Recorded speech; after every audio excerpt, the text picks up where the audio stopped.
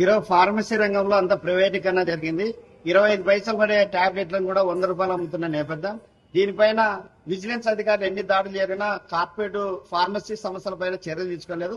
ముఖ్యంగా private corporate వ్యక్తులు కుమ్మకే ఈరోజు హాస్పిటల్లో పెద్ద ఎత్తున కుంభకోణాలు పాల్పడుతున్న నేపథ్యం. దానికోసమే ఫార్మసీ రంగంలో జరుగుతున్న అవకతవకలు, అదేవిధంగా మెడికల్ మాఫియా వల్ల ప్రజలపై పేరుతున్న దోపిడీ పెంచినట్టుగా భారత కమ్యూనిస్ట్ పార్టీ సిపిఐ ఈ నెల 14వ తేదీ రాష్ట్ర వ్యాప్తంగా ఆందోళన పిలిపిస్తారు.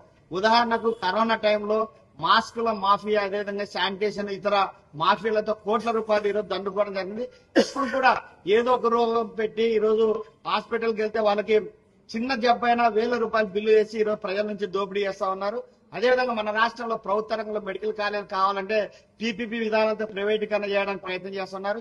ఈరోజు ప్రైవేటు మెడికల్ కాలేజ్ రావడం ద్వారా వైద్యం అనేది దూరం అవుతుంది. కాబట్టి ప్రభుత్వ రంగంలోనే వైద్య రంగం ఉండాలి, ఫార్మసీ రంగంలో అక్రమాలను అరికట్టాలని సిపిఐగా డిమాండ్ చేస్తున్నా. ఈ కార్యక్రమంలో పెద్ద ఎత్తున పాల్గొని జయప్రదం చేయాల్సిందిగా కోరుతా ఉన్నాం.